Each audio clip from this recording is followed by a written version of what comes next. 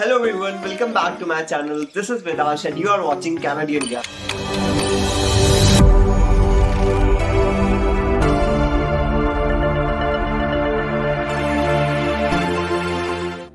आज का video start करने से पहले मैं आप लोगों के साथ एक स्कॉलरशिप प्रोग्राम शेयर करना चाहूंगा जो कि गवर्नमेंट ऑफ कनाडा खुद लेके आए हैं एंड इसमें 6 to 7 लाख तक की आपको स्कॉलरशिप मिल जाएगी for under graduation, masters and PhD students. ये सारे गवर्नमेंट ऑफ कनाडा ने इसमें कवर किए हैं एंड इसी के साथ साथ ये जो डेडलाइन है स्कॉलरशिप की वो 22 मार्च है एंड ये 2022 एंड 2023 स्टूडेंट्स जो जाना चाहते हैं उनके लिए ये स्कॉलरशिप है।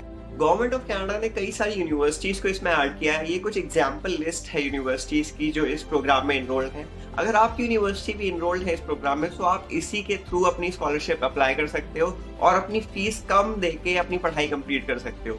डिटेल्स के लिए इसका लिंक मैंने डिस्क्रिप्शन में दे दिया है, आप इस लिंक को एक बार चेकआउट करो, डिटेल्स पढ़ो और इनकी ऑफिशियल वेबसाइट पे जाके आप अप्लाई कर दो। अप्लाई तो आप कर दो, क्या पता कि लक हमारा किसका कब चल जाए और आपकी पढ़ाई कितने कम में हो जाए। सो ये बहुत ही अच्छी अपॉर्चुनिटी हम इसको कह सकते हैं। एंड ऐसी ही इंटरनेशनल स्कॉलरशिप्स फॉर स्टूडेंट्स जो यूएस, यूके, ऑस्ट्रेलिया या कनाडा पढ़ने जाना चाहते हैं वो सब मैं इस चैनल पे कवर कर रहा हूँ एंड उसी के साथ साथ जो लेटेस्ट अपडेट्स हैं एंड वर्ल्ड के जो भी टॉपिक्स हैं मेजर जो इंटरनेशनल स्टूडेंट्स को इम्पैक्ट कर सकते हैं वो भी कवर कर रहा हूँ एंड उसी के साथ साथ स्टेप टू स्टेप गाइड जिससे आप इंडिया टू कनाडा पढ़ने जा सकते हो फ्रॉम माई पर्सनल एक्सपीरियंस, वो भी आप लोगों के साथ बता रहा हूँ। सो अपडेटेड रहने के लिए you can hit the subscribe button. तो चलिए आज का वीडियो स्टार्ट करते हैं। सबसे पहले चलते हैं हम अपने सन के पास। जैसा कि हम लोग सब जानते हैं कि सन से जो रेज निकलती है, जो वेव्स निकल के आती हैं, वो हमारी बॉडी के लिए बहुत ज्यादा इंपॉर्टेंट होती हैं। उससे हमें विटामिन डी मिलता है। लेकिन ये ऐसी ही कुछ और वेव्स भी होती हैं जो कि हमारी बॉडी के लिए अच्छी नहीं होती हैं, नेगेटिव रोल प्ले करती हैं। मैं यहाँ बात कर रहा हूँ न्यूक्लियर लीक से निकली हुई जो वेव्स होती हैं जो हमारी बॉडी में अगर चली जाए तो एटॉमिक लेवल तक हमें हिट करती हैं। एंड एटॉमिक लेवल पे हिट करने का मतलब हमारा बोन मैरो खराब हो जाता है, डीएनए में डैमेज होता है जिसकी वजह से हमारे red blood cells, white blood cells नहीं बन पाते और हमारी बॉडी किसी भी तरीके से रिकवरी नहीं कर पाती है। और अगर आपने अभी तक ये वाली वीडियो नहीं देखी है तो इसको आप जरूर चेकआउट करके आओ। इसका लिंक मैंने डिस्क्रिप्शन में दे दिया है। इसमें मैंने डिटेल में बताया है यूक्रेन एंड रशिया के वॉर का रीजन एंड उसी के साथ साथ जो मेडिकल स्टूडेंट्स आप पढ़ाई करने जाना चाहते थे और जिनकी पढ़ाई रुक गई है वो आप कौन सी अल्टरनेट कंट्रीज देख सकते हैं अपनी एमबीबीएस की पढ़ाई के लिए। मैंने आपको ये रेडिएशन एंड न्यूक्लियर लीक्स का शॉर्ट ओवरव्यू इसलिए दिया ताकि आप इसका इफेक्ट खुद इमेजिन कर पाओ, क्योंकि रशिया ने ज़ैपोरिज़िया जो यूरोप का सबसे बड़ा न्यूक्लियर प्लांट है जो कि यूक्रेन में बेस्ड था और 10th largest nuclear plant in world है, उस पर अटैक किया एंड उसकी बहुत बुरी कंडीशन कर दी। एंड इस वजह से ये इतना बड़ा इररिस्पॉन्सिबल एक्शन माना गया है यूएस के द्वारा, क्योंकि अगर इससे कोई भी तरीके की लीक होती तो वो पूरे यूरोप तक उसका फर्क पड़ता एंड बहुत ही ज्यादा बुरे नतीजे आ सकते थे। एंड ऐसा रशिया ने किया क्यों है, इसका ये रीजन है क्योंकि जो न्यूक्लियर प्लांट्स हैं यूक्रेन के 4, आप जैसा कि देख सकते हो, ये 52% ऑफ इलेक्ट्रिसिटी पूरी जनरेट करते हैं कंट्री की।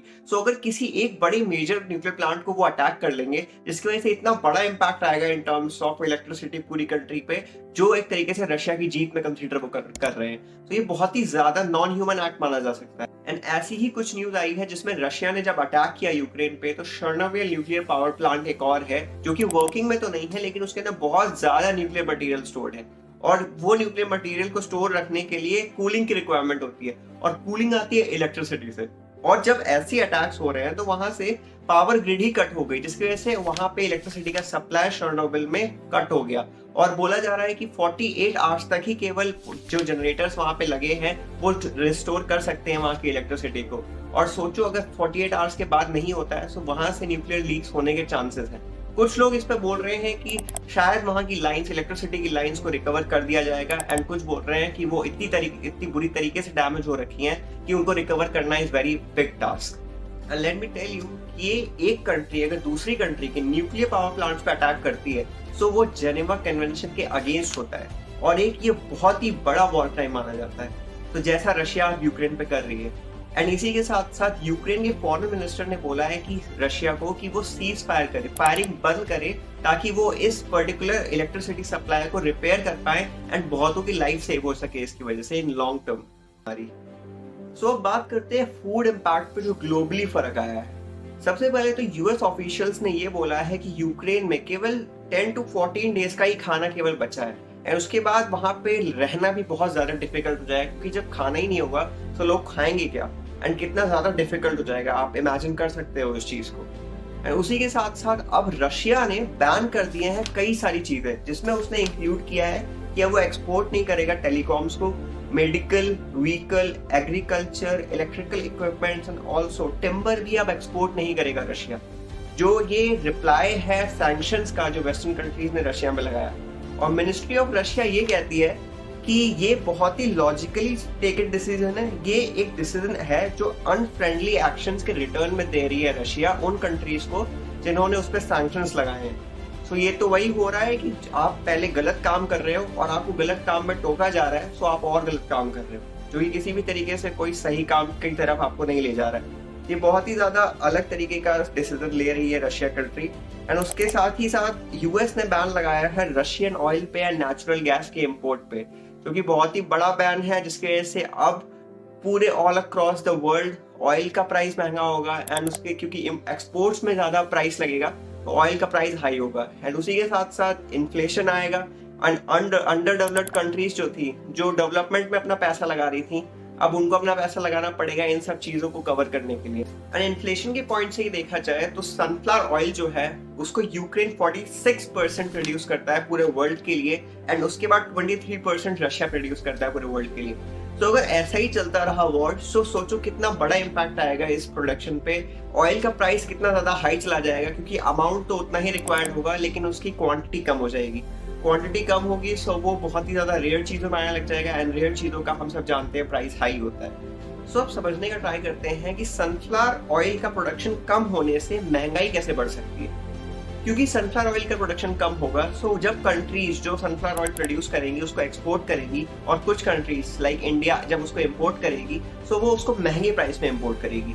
एंड आने के बाद वो ऑयल डिस्ट्रीब्यूट होगा अलग अलग कामों के लिए। से मेडिसिन बनाने के लिए कुछ ऑयल जाएगा, कुछ ऑयल जाएगा कॉस्मेटिक का सामान बनाने के लिए। एंड वो कॉस्मेटिक की कंपनी जब उस ऑयल को खरीदेगी, सो वो भी उसको महंगा खरीदेगी, क्योंकि कंट्री ने इंपोर्ट उसको महंगा किया है, सो उसको महंगा खरीदना पड़ेगा वो चीज। एंड जब वो कॉस्मेटिक की कंपनी उसको महंगा खरीदेगी और अपना प्रोडक्ट बनाएगी, एंड प्रोडक्ट जब पूरा बन जाएगा, सो कंपनी अपना प्रॉफिट निकालने के लिए उसका प्राइस हाई कर देगी प्रोडक्ट का। और जब आप वो प्रोडक्ट खरीदने जाओगे, सो आपको अब सेम प्राइस का नहीं मिलेगा, आपको थोड़ा महंगा मिलेगा।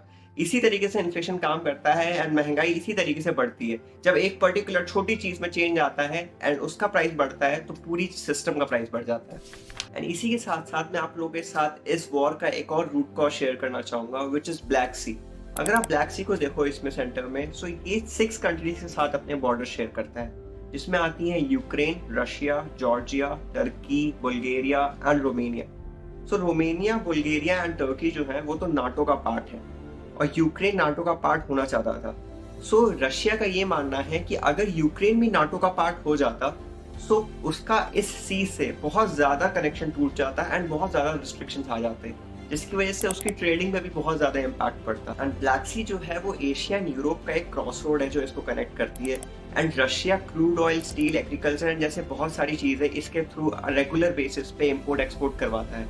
एंड अगर ये कंट्री यूक्रेन वेस्टर्न कंट्रीज का पार्ट बन गई और रशिया का कंट्रोल इससे चला गया, तो आप ये देखो कि वेस्टर्न कंट्रीज का पूरा इस पे कंट्रोल हो जाएगा ब्लैक सी पे, एंड उसके वजह से रशिया पे बहुत ज्यादा रिस्ट्रिक्शंस आएंगी, उसकी मूवमेंट स्पीड पे बहुत ज्यादा मॉनिटर की जाएंगी, एंड उस पर बहुत ज्यादा फर्क पड़ेगा इकोनॉमी के बेस पे एंड ट्रेडिंग के बेस पे।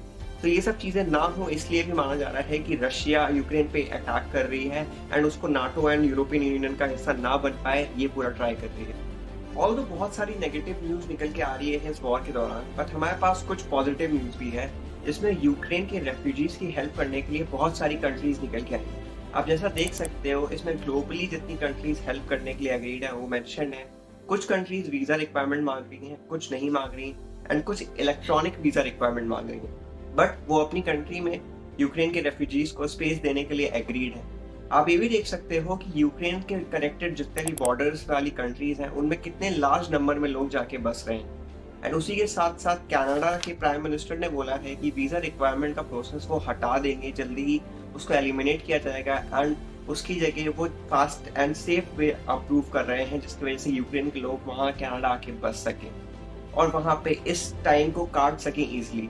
एंड उसी के साथ साथ यूरोपियन यूनियन ने ये भी बोला है कि यूरोप की कंट्रीज में जाके लॉन्ग स्टे ले सकते हैं यूक्रेनियंस जो इस वक्त इतने बुरे टाइम से गुजर रहे हैं। एंड 60,000 यूक्रेनियन रिफ्यूजीज को स्विट्जरलैंड ने प्रोटेक्शन देने के लिए बोला है।